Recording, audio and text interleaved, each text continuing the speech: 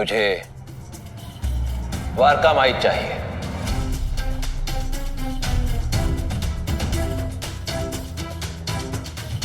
देखिए, मुझे गलत मत समझिए। ये जमीन वैसे भी अंग्रेज सरकार मेरे नाम कर चुकी है, पर मैं आपका सम्मान करता हूं, इसलिए आपसे निवेदन करने आया हूं, क्योंकि आप यहां काफी समय से रहते आए हैं।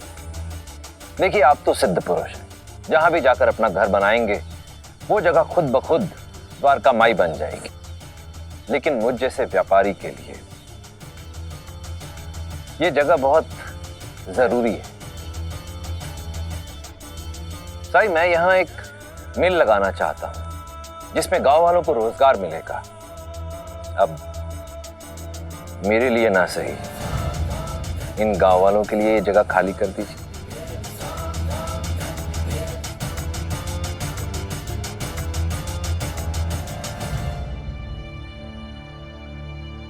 बस इतनी सी बात।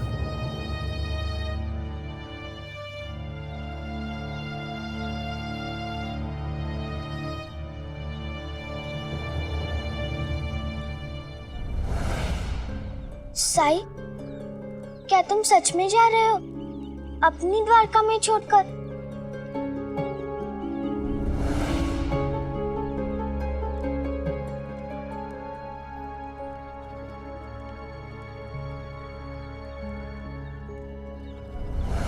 तात्या, साई अपने लिए कभी भी किसी से झगड़ा नहीं करते हैं।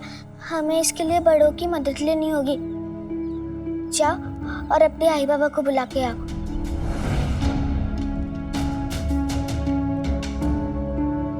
चंपा, तुम भी जाके पूरे गांव वालों को बुला के आओ। मैं यहीं रहूंगी साई के साथ।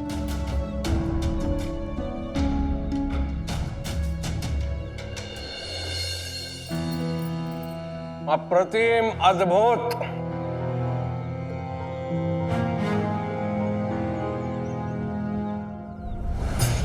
अरे चियो, हाँ? क्या देख रही हो? तुम कैसे पीछे रह गई खाने में? आओ खाओ। हाँ हाँ।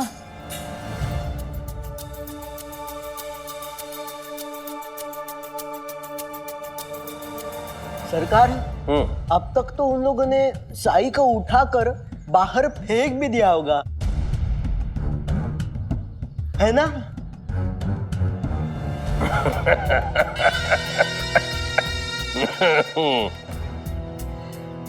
इतना सरल नहीं है पंता। उसकी मुंह बोली माँ है ना, बाइज़ाक का, पूरी शिरडी में शोर मचाकर सबको इकट्ठा कर लिया होगा उसने अब तक, और लेकर जा रही होगी खंडर की तरफ। लेकिन ये देखना रोचक होगा कि रत्नाकर और सरकारी आदेश के सामने वो कितना टिक पाती है। हरिओम। अब आया है ऊंट पहाड़ के नीचे। वाह दादा, वाह दादा, क्या चाल चली है तुमने। दादा, इसका मतलब बहुत जल्द शुभ समाचार हमारे कानों तक पहुंच जाएगा, है ना?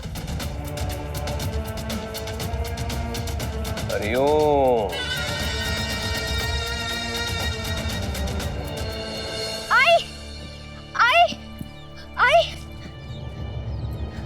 आई, वो लोग साई को द्वारका माई से निकाल रहे हैं। क्या? हाँ।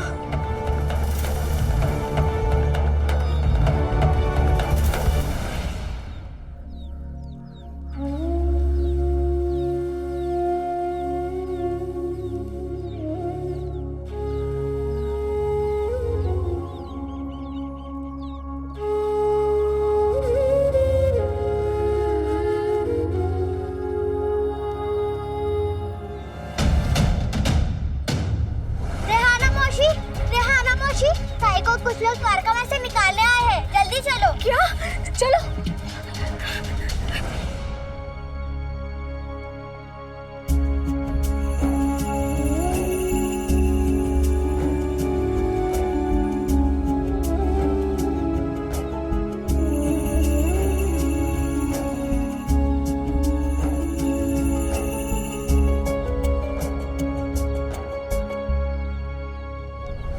भाइयों सुनो, कुछ लोग साई को द्वारका माई से निकाल रहे हैं। चलो चलो।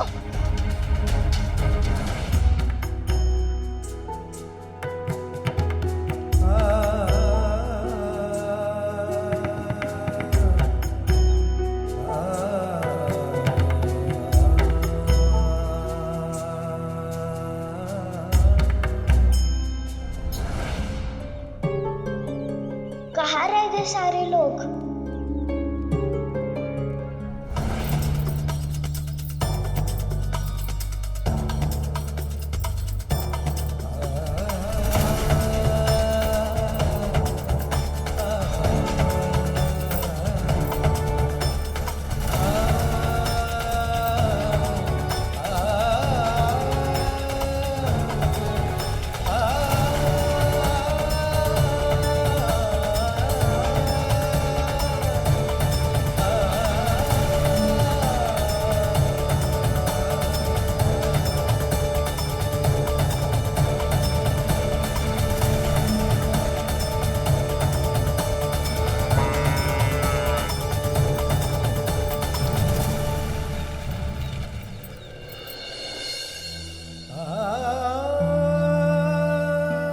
समय हो गया है लक्ष्मी। इसके पास सामान नहीं है तो बाहर आने में इतना वक्त क्यों लगा रहा है? नंदलाल, धैर्य रखना सीखो। देखो, मेरे एक बार कहने पे ये यहाँ से जाने के लिए तैयार हो गया। इसे थोड़ा सा समय और दे देंगे तो हमारा क्या चला जाएगा।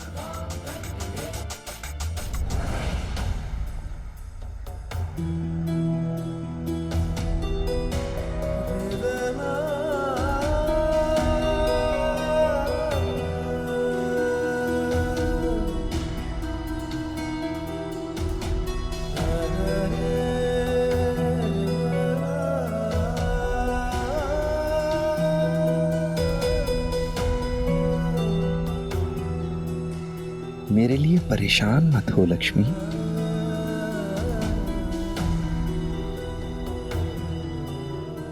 रुको साई।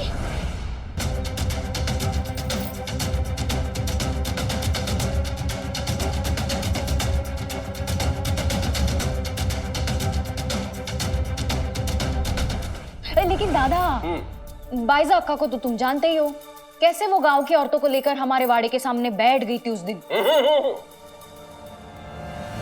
कुछ नहीं कर सकती वो, कुछ नहीं। इस बार रत्नाकर के पक्ष में अंग्रेज सरकार है, और जानती हो, फिरंगियों ने तो बड़े बड़े राजा महाराजाओं को घुटने पे ला दिया। कोई कुछ नहीं कर सकता।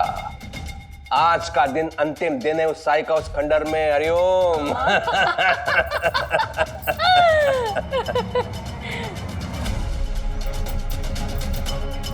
तो ये कारण है इनकी खुशी का। नर्मदा, तुम द्वारका माई जाओ। वो लोग साई को द्वारका माई से बाहर निकाल रहे हैं। क्या? हाँ, जाकर देखो क्या हो रहा है। जल्दी जाओ। ठीक है वाइली। मैं जब भी संकट में होती थी आपको याद करती थी साई। इस समय आपको मदद की जरूरत है। अब मैं आपकी मदद करने के लिए किससे कहूं? भाईसामा, बीच में नहीं बोलोगे तुम। सुना तुमने? नहीं बोलोगे तुम बीच में। कोई भी तुम्हें यहां से जाने को कहेगा और तुम चल दिए। तुमसे तो मैं बाद में बात करती हूँ। पहले तो इस प्रकार मिल बनाएंगे आप शिरडी में। एक तरफ अपने गृह प्रवेश में लोगों को आमंत्रित करते हैं और दूसरी तरफ लोगों को अपने घरों से निकालेंगे आप। प्रणाम। लगता है आप भी साई की भक्त हैं। मैं भी इनका बहुत सम्मान करता हूं। बहुत अच्छे इंसान हैं। लेकिन देखिए, यहाँ जो कुछ भी हो रहा है ये तो एक सरकारी कार्य प्रणाली के तहत हो रहा है। इसमें निजी कुछ भी नहीं है। ये जमीन मैंने अंग्रेज सरकार से खरीद ली है। मेरे पास कागज हैं इस बात के। सरकार ने अधिकृत तौर पर यह जमीन मुझे आवंटित की है। इसमें गैर कानूनी कुछ भी नहीं है। नंदलाल, ये कागज हैं, आप चाहें तो देख लीजिए। ये द्वारका माई है। सिर्फ शिरडी नहीं, आसपास के गांव वालों की आस्था का प्रतीक है ये द्वारका माई। दुखियारों का सहारा है ये द्वारका माई। हर भेदभाव से मुक्त सबका आश्रय है ये द्वारका माई। आपके कागज के टुकड़े में ये सिर्फ एक जमीन होगी, लेकिन साईं पर आस्था रखने वालों की दुनिया बसती है यहाँ। इसका सौदा नहीं हो सकता। आपको जमीन तो और भी मिल जाएंगी। पायसा माँ, हाँ माँ हूँ, और जब माँ ने कहा है कि तुम बीच में नहीं बोलोगे तो तुम्हें माँ की बात माननी होगी।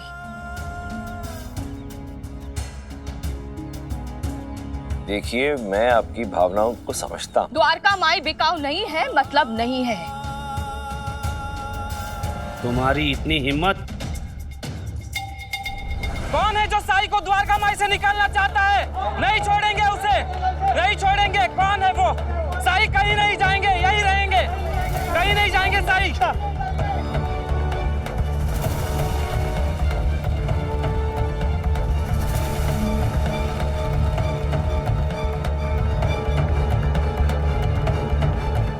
साई कहीं नहीं जाएंगे, द्वारका माई साई की है, साई यही रहेंगे। एक फकीर के समर्थन में इतने लोग, इतना आक्रोश। यही है वो जो साई को द्वारका माई से निकाल रहा है। हम इस पापी को शिरडी से बाहर निकाल देंगे। हाँ हाँ, बाहर निकालेंगे इसे।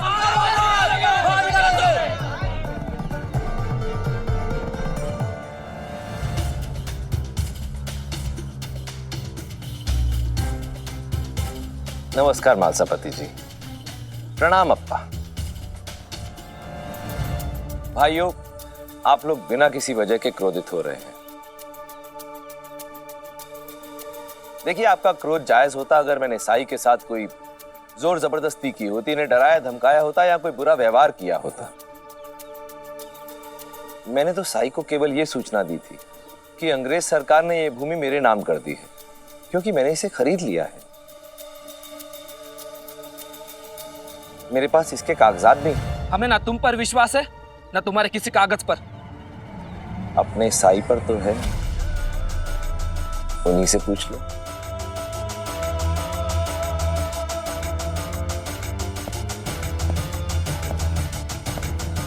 साई, आप ही बताइए ना इन सबको,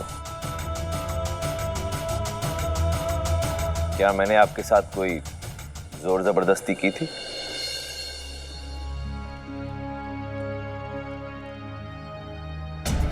ये सच कह रहे हैं। मैंने खुद हामी भरी है यहां से जाने के लिए।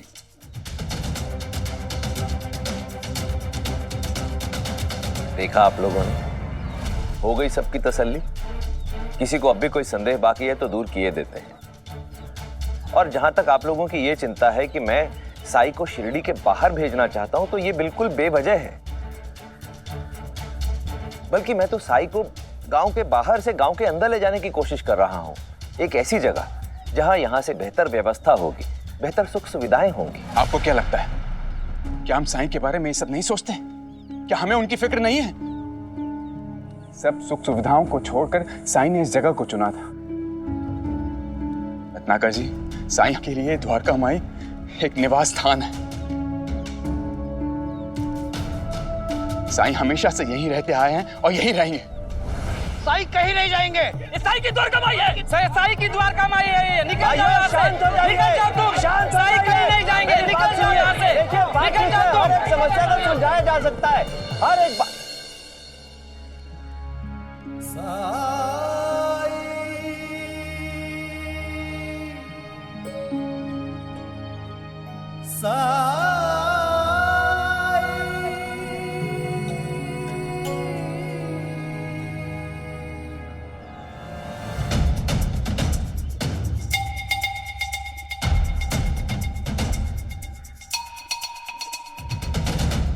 इन्होंने मेरे साथ कोई जबरदस्ती नहीं की है।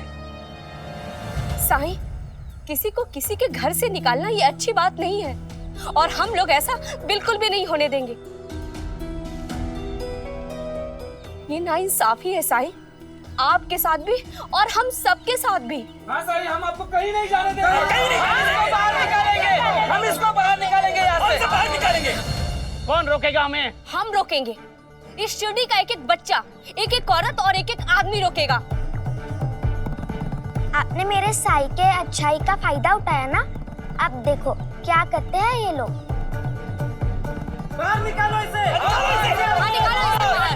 रुक जाओ, पीछे हटो, वरना इसका अंजाम बहुत बुरा होगा।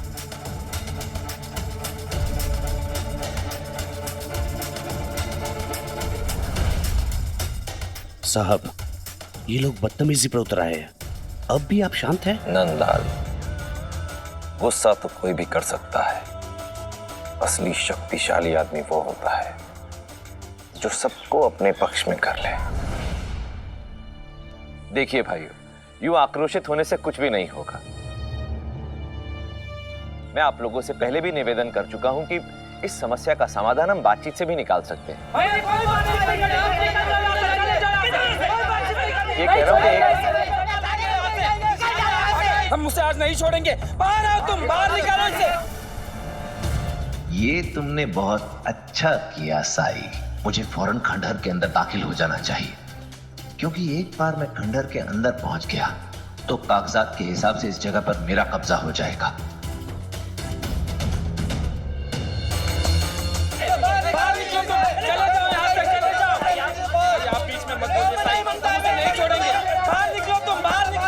हमें अंदर जाने दीजिए साई। मेरी बात सुनो। मत आओ साई, हमें जाने दीजिए।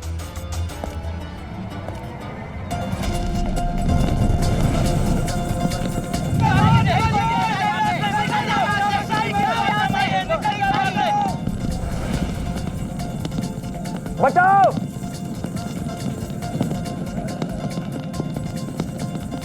नंदन, मदद करो। ये साहब को क्या हुआ है?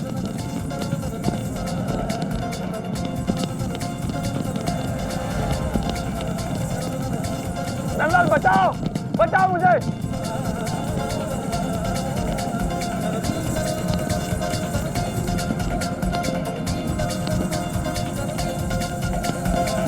नंदन, बचाओ। ये इतने चिल्ला क्यों रहे हैं? क्या हुआ साहब? नंदन, बचाओ मुझे।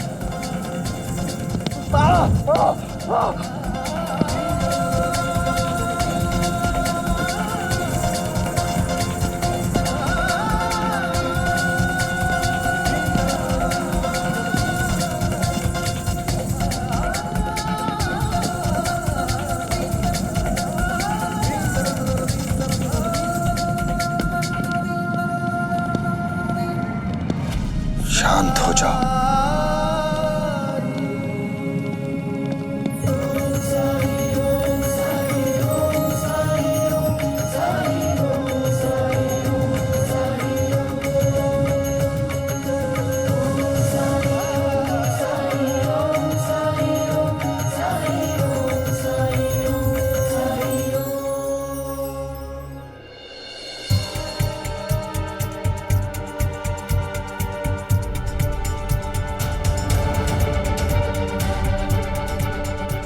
जरूर ये तुमने किया है साई।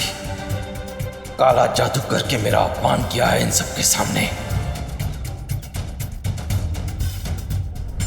साई, पाखंडी, मैं जानता हूं ये सब कुछ तूने किया है।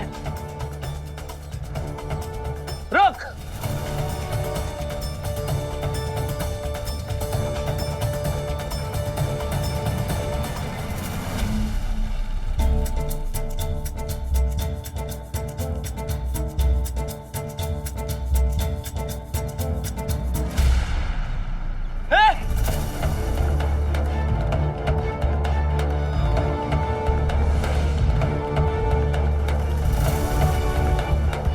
साई पे हाथ उठाने की कोशिश किसने? इसके दुस्साहस का दंड इसे मिलना ही चाहिए। छोड़ना मत इसे। हाँ, मारो इसे।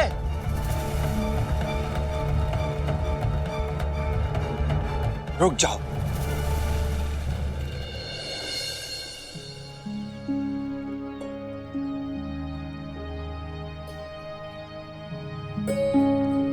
ये क्या कर रहे हो तुम लोग?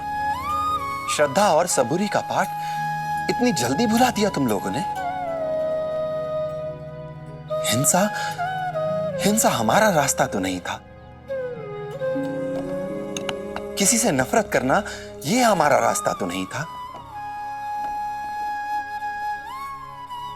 तो फिर किस राह पर निकल पड़े हो तुम लोग? साईं, हम सब कुछ सह सकते हैं, लेकिन इसने आप पर हाथ उठाने की जरूरत की है।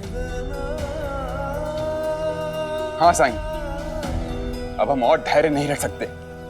आप जानते हैं कि हम में से किसी को लड़ाई झगड़ा पसंद नहीं है,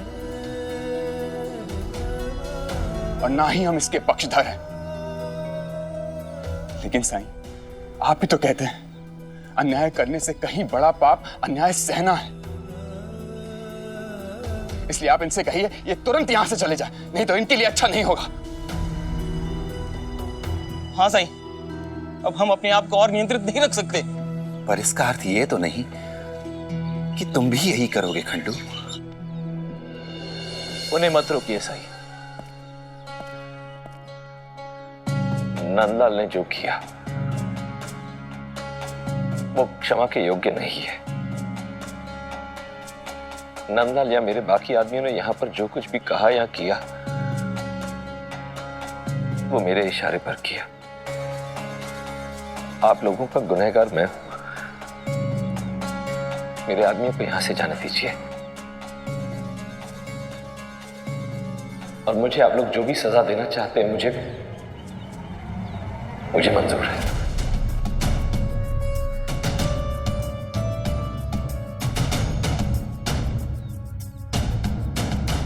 इन्हें जाने दो।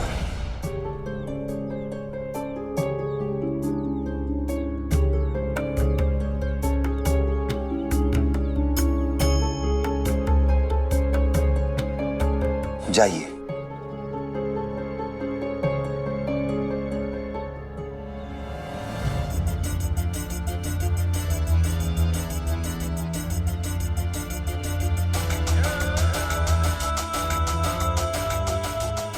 साई, पहले तो मैं आया था सिर्फ इस उद्देश्य से कि यह जमीन मेरी हो जाए,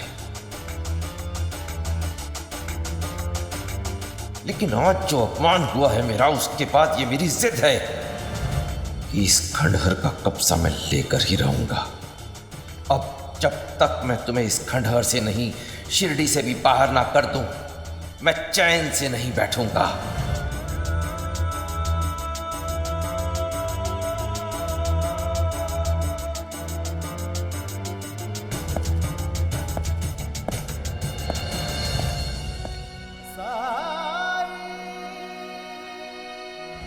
इन जैसे लोगों से निपटने के लिए हम लोग हमेशा आपके साथ हैं साईं। हाँ साईं, हम लोग केवल आपका लिहाज करके चुप रहे, वरना हम लोग उन्हें ऐसा सबक सिखाते कि वो लोग जीवन भर नहीं भूलते। मुझसे प्यार करते हो तो एक बात हमेशा याद रखना, किसी के साथ हिंसा करके तुम मुझे उससे कहीं ज्यादा चोट पहुंचाओगे।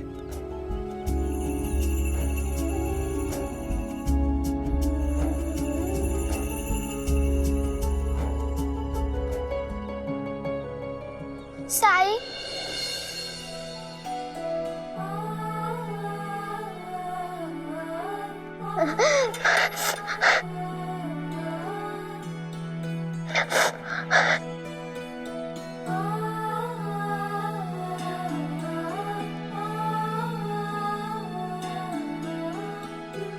मेरी लक्ष्मी, तू तो बहादुर है।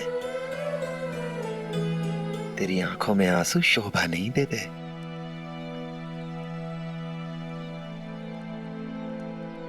साई, अगर वो तुम्हें यहाँ से निकाल देते तो मेरा क्या होता?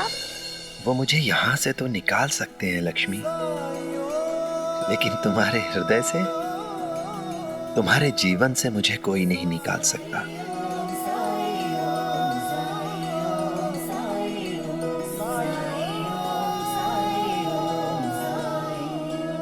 तुम मेरे भावनाओं को नहीं समझ सकते साई। मेरे लिए साई और द्वारका में अलग नहीं है। तुमसे मिलने से पहले मेरा जीवन कैसा था जानते हो ना? अछूत थी मैं। द्वारका माँ ही वो पहली जगह थी जहाँ से मुझे और बच्चों की तरह बच्चा समझा गया। कोई भेदभाव नहीं हुआ मेरे साथ।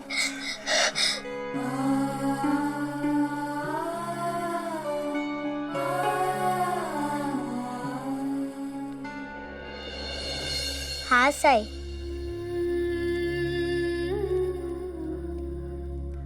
जब तुम सब ने अपने अपने दिलों में मुझे इतनी जगह दे रखी है,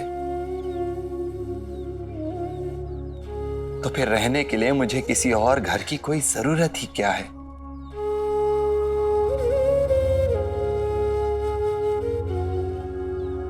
क्यों भाईजामा?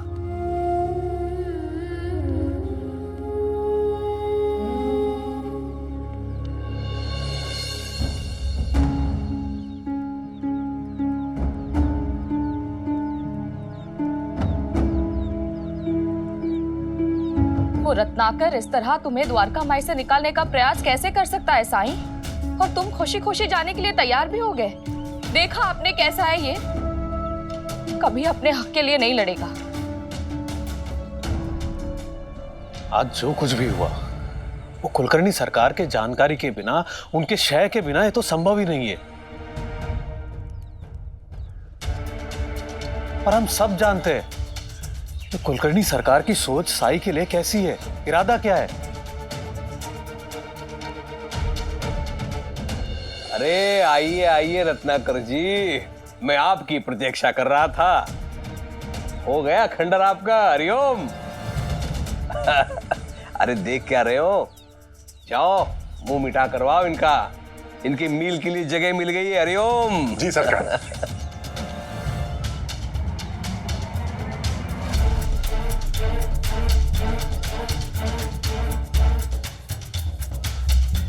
बात करनी है। हाँ हाँ, चलिए अंदर चलिए, बात करते हैं। आइए।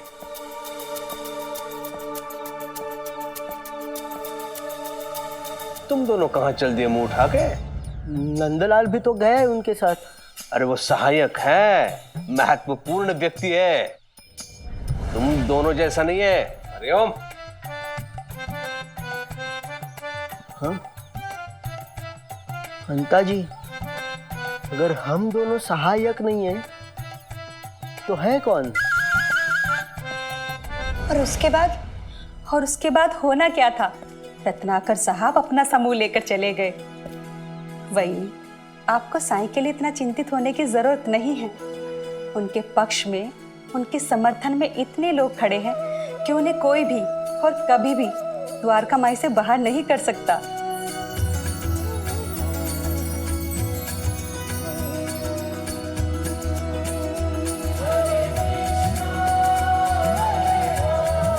राम कृष्ण हरि, राम कृष्ण हरि, राम कृष्ण हरि।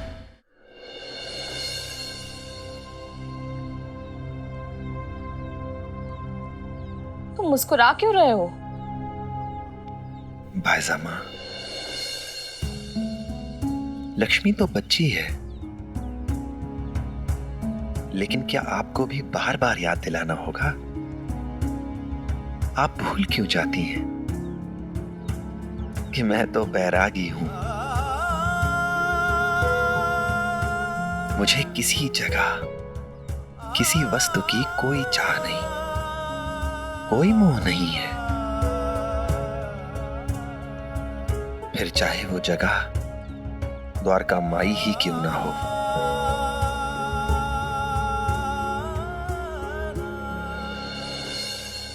और अगर मुझे द्वारका माई से निकाल भी दिया तो भी तो मैं आप लोगों के बीच ही रहूंगा, आपके साथ।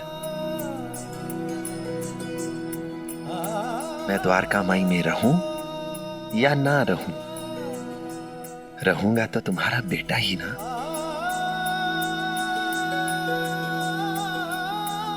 तो फिर चिंता कैसी, दुख कैसा, क्रोध कैसा, और जिसकी संभावना ही नहीं, तो उसका डर क्यों?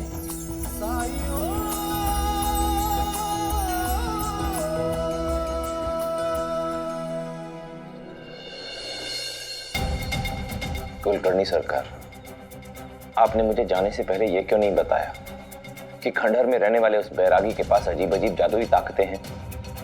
उसने मेरे चारों तरफ आग लगा दी थी। कोई शक्ति वक्ति नहीं है उसके पास रत्नाकर जी। सम्मोहन विद्या का उपयोग करके लोगों को भ्रमित करता है वो। आप तो शिक्षित हैं, पढ़े लिखे हैं। गांव के भोले भाले लोग उसके काले जादू को चमत्कार समझ बैठे हैं और इसी कारण कुछ लोग उसके भक्त बन गए हैं। कुछ लोग? वहां तो पूरा का पूरा गांव मौजूद था। ऐसा लग रहा था कि थोड़ी देर और हम लोग वहां रुक जाते तो आसपास के गांव वाले भी आ जाते। आपको हमें बताना चाहिए था कि उसका पूरा गांव भक्त है। केवल आपकी गलती की वजह से हम पर क्या बीती है इसका अंदाजा भी है आपको? नंदलाल, तुमसे कितनी बार कहा है अपने ऊपर काबू रखा करो। कुलकर्णी सरकार, जो कुछ भी आज वहां मैं देख कर आ रहा हूं, उसके बाद ये यकीन करना थोड़ा मुश्किल सा है कि आपको पहले से नहीं पता था कि उस बैरागी साई की शक्तियां क्या हैं, या फिर उसका शिरडी में प्रभाव क्या है, या फिर आपकी मंशा कुछ और थी। वरना मुझे सारी चीजें अच्छी तरह से समझाने के बाद ही आप वहां पर भेजते। मुझे कहा गया था कि शिरडी आकर मैं आपकी सहायता लूं, क्योंकि आप शिरडी के सबसे शक्तिशाली व्यक्ति हैं। और आपसे बात करने के बाद मैंने आपको 3 और गांव की प्रभुता दिलाने के लिए गवर्नर साहब से बात करने का मन भी बना लिया था। कुलकर्णी सरकार, मैंने आपकी शक्ति का जो मूल्यांकन किया है, कहीं ऐसा ना हो कि कुछ गलती की हो। कहीं ऐसा ना हो कि शिरडी का सबसे शक्तिशाली, सबसे प्रभावशाली व्यक्ति आप नहीं, वो साई है। हरिओम, ये क्या कह रहे हैं आप रत्नाकर जी? कहां वो भिखारी और कहां मैं? देखिए, मैं मानता हूं कि कहीं ना कहीं चूक है, लेकिन मैं सुनिश्चित करूंगा कि आपको जो चाहिए वो मिले। लेकिन कैसे?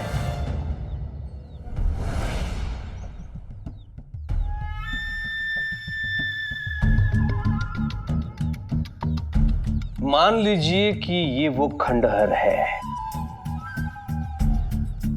अब देखिए, इसके आसपास की ये जो भूमि है और इस भूमि का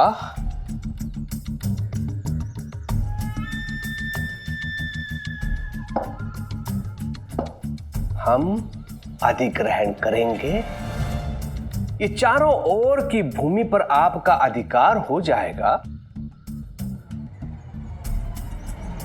तब हम घेर देंगे ऐसे।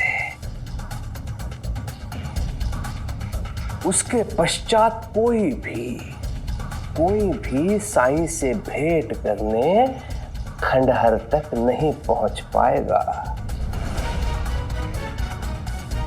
और तब उस पाखंडी के पास इस खंडहर को छोड़कर जाने के अलावा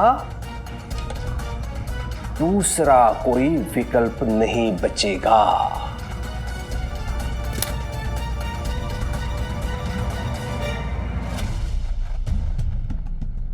आपको विश्वास है कि आप ऐसा कर पाएंगे? आपकी मिल बनाने के लिए जो भी आवश्यक है वो मैं सब करूंगा रत्नाकर जी। हरिओम। बढ़िया है। मैं एक जरूरी काम के सिलसिले से बंबई जा रहा हूँ। आपके 3 गांव की बात भी गवर्नर साहब से कर लूंगा। अति उत्तम। नंदलाल,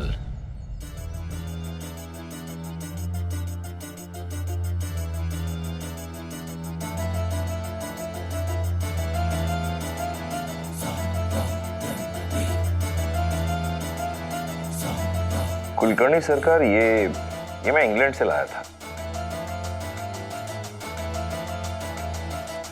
ब्रिटिशर्स इसे अपनी जेब में बहुत हिफाजत से संभाल कर रखते हैं, क्योंकि उनके लिए समय का महत्व बहुत अधिक होता है। ये मैं आपको भेंट स्वरूप देना चाहता हूं।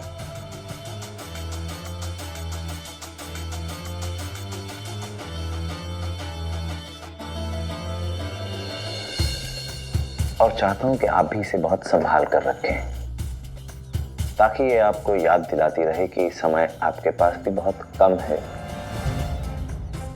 और बहुत मूल्यवान है, और उस मूल्यवान समय का सदुपयोग करना है, बर्बाद नहीं। जब आप मेरा काम करके लौटेंगे तब आप देखेंगे कुलकर्णी सरकार की शक्ति क्या है शिरडी में, और वो क्या नहीं कर सकते हैं। हरिओम। प्रणाम। हरिओम।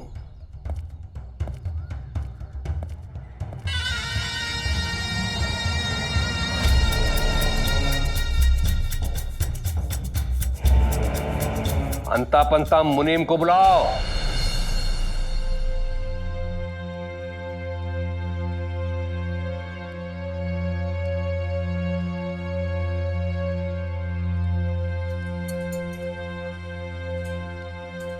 राम जी भला करेंगे। तुम्हारे राम जी सिर्फ तुम्हारा ही भला करते हैं साईं। तुम्हें द्वारका माई से निकालने की कोशिश की तो सारे गांव वाले तुम्हारे साथ आके खड़े हो गए। इतने सारे लोगों को अपने साथ अपनी तरफ कैसे कर लेते हो साईं? वो सारे लोग तुम्हारे लिए किसी के प्राण भी ले सकते हैं, और एक मैं हूं जिसके साथ कोई नहीं है।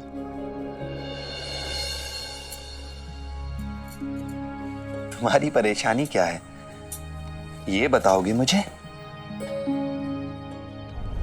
मेरी पत्नी मुझे छोड़कर चली गई, मेरे बेटे को भी साथ ले गई। मैं सर से लेके पांव तक कर्जे में डूबा हुआ हूं। हमारी 5 साल की शादी, हमारे गृहस्थ जीवन का कोई महत्व ही नहीं है उसके लिए। मैं दिन रात काम करता हूं ताकि हमारे बच्चे के भविष्य में कोई दुख ना हो।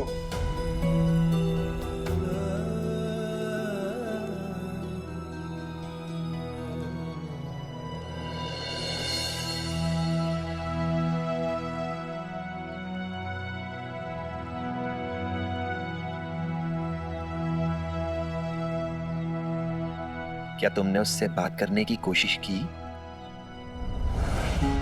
हाँ साईं, लेकिन वो समझने को तैयार ही नहीं है।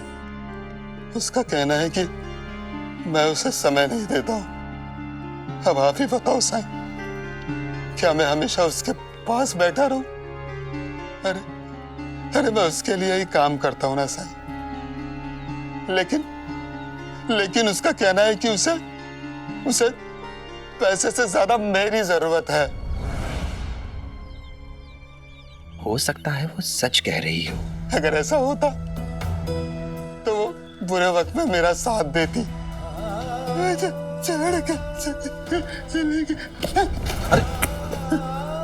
चले गए। उठो। मुझे छोड़कर चली गई मुझे वो। तुम्हें आराम की जरूरत है। मेरे बेटे को भी ले गई। कर्जा हुआ, सबने मुंह मोड़ लिया। सबने मुंह मोड़ लिया। कर्जा हुआ तो छोड़कर चली गई छोड़कर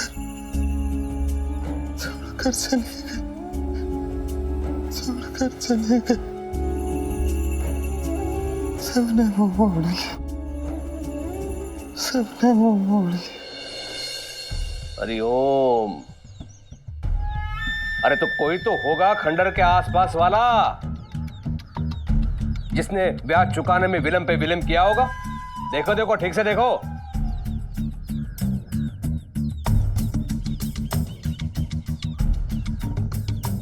मिल गया सरकार।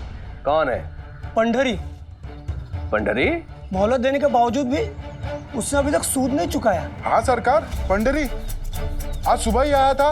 आप बहुत खुश थे, लेकिन आपने उसे कुछ दिनों की मोहलत और दे दी थी। मतलब पंडरी के पास सूद चुकाने के लिए जब सुबह पैसे नहीं थे तो अभी कैसे होंगे? क्यों सरकार? हरिओम हरिओम। जाओ शीघ्र लेके आओ उसे। जी सरकार। हरिओम। मुनीम, मेरे पिताजी ने कहा था कोई भी व्यक्ति ऋण ना चुकाने के स्थिति में जब तक ना पहुंचे तब तक उसे ऋण देते रहो, फिर उसके पास एक ही चारा बचेगा।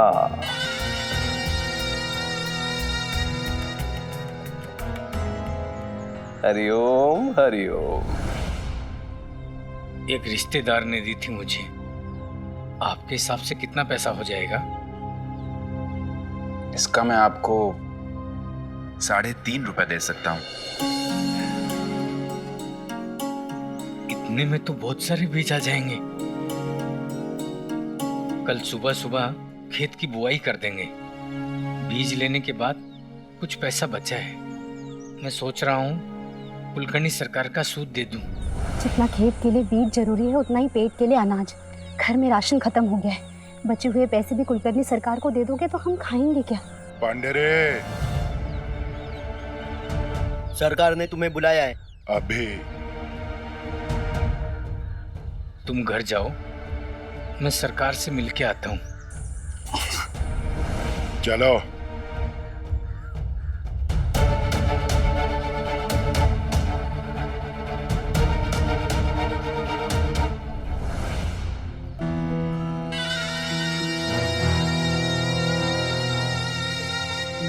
मुझे पैसे चाहिए पंडरी। लेकिन सरकार, आपने खुद ही तो मुझे मोहलत दी थी।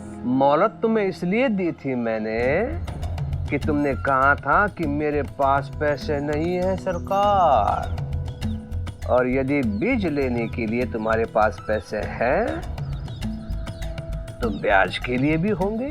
बीज बहुत जरूरी था सरकार। जितना आवश्यक बीज है तुम्हारे लिए उतना ही आवश्यक मेरे लिए ब्याज, समझे? और सुनो, अब ब्याज की राशि हो गई है 4 रुपया। 4 रुपए? अरे भाई, समय पर ब्याज नहीं चुकाओगे तो बढ़ेगा ना वो। लेकिन सरकार, मेरा तो मूल भी इतना नहीं था, फिर ब्याज इतना कैसे हो गया सरकार? क्या कहा तुमने? हाँ? प्रश्न उठाता है मेरी सत्यता पर? राजा हूं मैं, राजा शिरडी का, समझा? तेरे 2-4 रुपए के लिए असत्य कहूंगा तुझसे?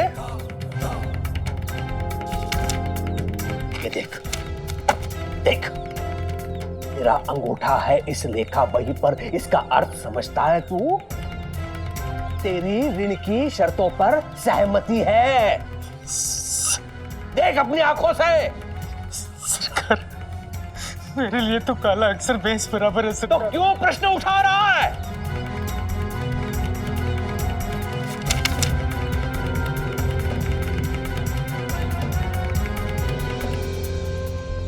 तेरे पास 24 घंटे हैं। कितने? 24 घंटे, अर्थात कल दोपहर 12 से पहले तुम्हें 4 रुपए लाकर देने हैं मुझे।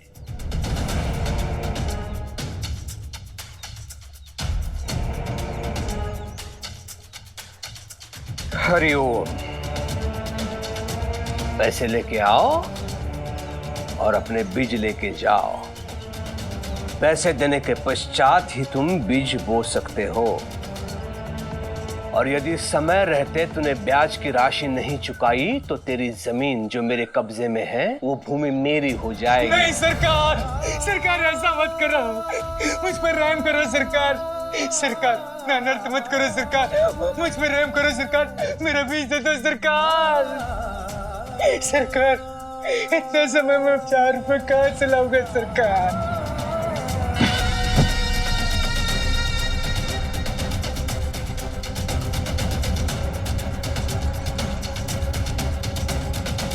ये तेरी समस्या है पंडरी, मेरी नहीं। स्मरण रहे, कल दोपहर से पहले तुम्हें पैसे लाकर देने हैं। हरिओम।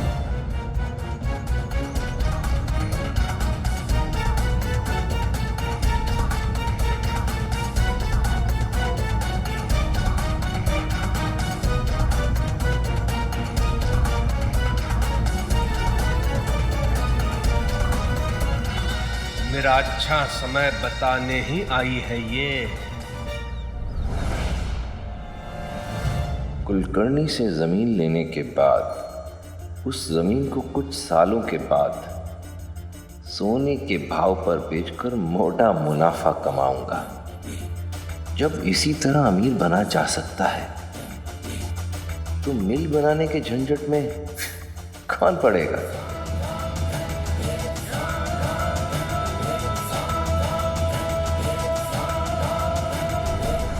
इतने कम वक्त में इतने रुपए कहाँ से चुकाऊंगा? ऐसी स्थिति में हम गरीबों की मदद भला कौन करेगा? खुद को कभी अकेला मत समझना, क्योंकि तुम कभी अकेले नहीं हो।